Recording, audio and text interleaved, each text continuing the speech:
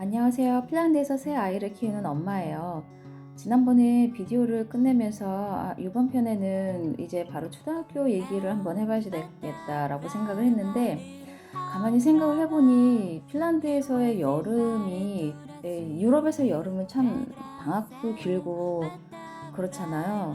그래서 이 부분을 좀 언급을 해야 되겠다라는 생각을 했어요. 근데 그 와중에서도 특히나 이제 최근에 코로나가 있었어서 코로나 이전의 여름방학과 코로나 이후의 여름방학이 많이 바뀐 것 같아요. 저희 같은 가족은요. 그리고 저희 같이 외국에 사는 가족들은 핀란드인이 아닌 외국인 가족들은 특히나 여름방학을 보내는 방법이 많이 변했을 거라고 생각을 해요. 그래서 지금 그 부분에 대해서 먼저 얘기를 할까 생각 중입니다.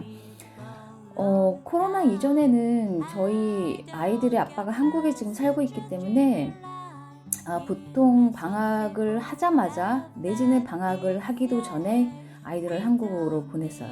제가 아이들 데리고 한국으로 와서 저는 다시 핀란드로 돌아와서 일을 한다거나 뭐 다른 걸 한다거나 하고 다시 방학이 끝날 때쯤 한 보름 정도, 일주일 정도 앞두고 한국에 와서 다시 아이들을 데려온다거나 그런 식으로 살았던 것 같아요. 그래서 제가 그 이전에는 여름에는 핀란드에서 어떤 액티비티들을 하는지 그러고 사는지, 그전에는 저는 계속 일을 하고 뭐 프로젝트를 하러 다니고 그랬기 때문에 전혀 그런 걸 생각할 기회가 없었어요. 그런데 이제 코로나가 딱 터지고 나서부터 한국을 가지를 못하게 되었죠. 몇 년 동안 가지 못하면서 이 온전히 이 긴 여름방학 2달 반 정도 되는 기간을 온전히 저와 아이들이 보내야 되는 거예요. 그래서 방학이 주는 편안함, 아침에 3명 아이들 깨워서 학교를 보내는 아주 복잡한 생활을 하지 않고 뭐 일어나고 싶을 때 일어나서 하는 생활 같은 게 굉장히 즐겁고 그러기도 했는데, 이게 그렇게 살다 보니까 조금 힘든 것도 많이 있었던 것 같아요.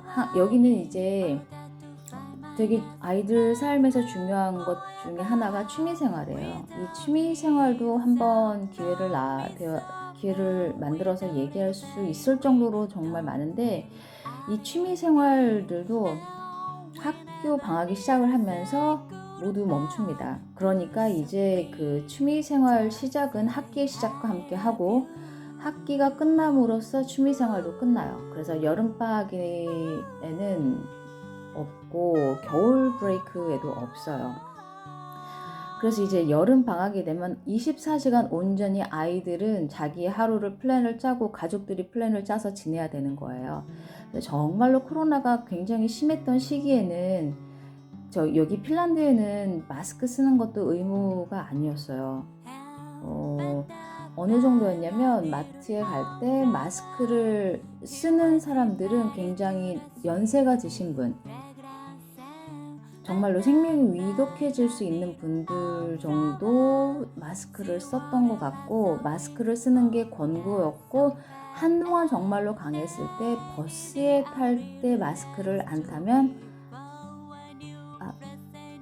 쓰면 안 되는 거였어요. 그러니까 그것도 추천한다라는 단어를 썼지 반드시 해야지 된다라는 건 없었던 것 같아요. 그러니까 저희가 여기 한참 전 세계가 코로나를 겪고 있을 때 마트를 갈 때도 마스크를 굳이 해야지 되겠다 이런 생각은 하지는 않았지만, 마트 들어가서 마스크 깜빡했네 이런 경우가 있었는데, 뭐 그렇다고 해서 마트에서 쫓겨난다거나 굉장히 극단적인 경우는 한 번도 못 봤던 것 같고, 저희가 아주 작은 도시에 살다 보니까 이제 코로나 동안에 아시안들 인종차별 이런 거가 있다고 했는데 저희는 그런 것도 거의 겪지를 못했었던 것 같아요. 그런 경험은 없었던 것 같아요. 자, 그래서 코로나가 이제 굉장히 강했을 때는 어떻게 살았냐면 하루하루 여름방학을 동네로 많이 다녔어요. 동네로 많이 다녔는데 이 주변에 있는 모든 곳을 검색을 해서 수영할 수 있는 호수가 있으면 그쪽에 걸어간다거나, 아니면 여기 굉장히 저희 집 근처에 되게 아주 유명한 저희 지역에 뉴욕 센트럴 파크라고 일컬어질 수 있는 아주 커다란 되게 유명한 어린이 공원, 아주 큰 공원이 있거든요. 꽃빛다라고. 거기 가서 논다거나. 근데 그런데 갈 때 뭐 도시락 같은 걸 싸가지고 가죠. 아니면 마트에서 샌드위치 같은 걸 사서 그냥 그래도 그나마 평화롭게 조용히 근처에서 지냈었던 것 같아요.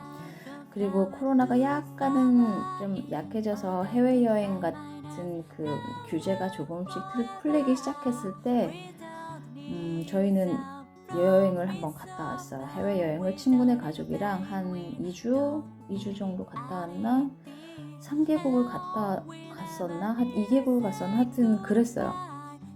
그런데 이제 한국에서는 여전히 뭐 마스크 의무로 착용을 해야지 됐었고 격리 같은 것도 하고 있었기 때문에 감히 제가 한국에 애들을 3명을 데리고 한 호텔방에서 2주를 살 자신이 전혀 없었어요. 근데 유럽은 그게 벌써 다 해제가 되었었기 때문에 그런 리스트릭션이 없는 나라를 골라서 저랑 제 친구 가족이 여행을 다녔었던 것 같아요. 그러지 않으면 보통의 생활은 여름에는 엄마나 아빠의 일과가 끝나면 수영입니다. 근데 이제 엄마 아빠의 일과도 이제 여름 휴가가 막 한 달 반, 뭐 6주, 5주 이렇게 되거든요. 그러니까 맨날 놉니다. 맨날 정말 노는 삶의 연장이 그렇게 됩니다. 그래서 저희는 코로나 시기는 그렇게 지냈어요.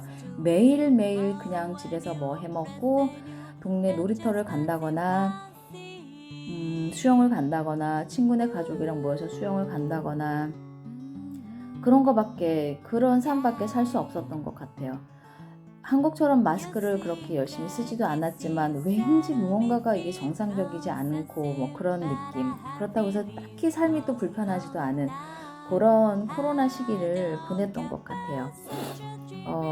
그리고는 또 저희 막내가 딱 코로나가 굉장히 심했을 때 초등학교에 입학한 케이스예요. 보통 여기는 초등학교를 들어가면 굉장히 상징적인 게 뭐냐면 회사들에서 핀란드에 존재하는 회사들에서 노란색 모자를 만들어줘요. 그래서 각 초등학생들이 초등학교 입학하는 날에는 선배들로부터 노란색 모자를 부여받는데 이 노란색 모자의 의미는 나는 이제 초등학교에 막 입학했습니다.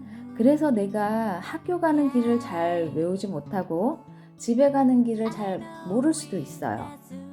그래서 이 모자를 쓰고 있는 제가 길을 잃은 것처럼 보인다면 저 좀 도와주세요. 라는 사회적인 공통의 약속이에요. 너무나 귀엽죠. 근데 저희 아이 때는 코로나 때문에 저희 아이 때만 유일하게 노란색 모자를 못 받았었던 것 같아요. 너무너무 아이가 섭섭해하고 자기 언니들처럼 노란 모자 받아서 그 모자를 쓰고 학교에 다니고 싶었는데 그게 없었어요. 그래서 부모들도 약간은 섭섭해하고 그랬었던 것 같아요. 그런 시기가 있었네요. 오늘 제 얘기를 들어주셔서 감사합니다. 다음에도 초등학교 얘기를 하고 또 취미생활에 대해서도 얘기 나눌 게 많을 것 같아요. 그런 생활에 대해서 다음에 얘기를 나눠보겠습니다. 감사합니다.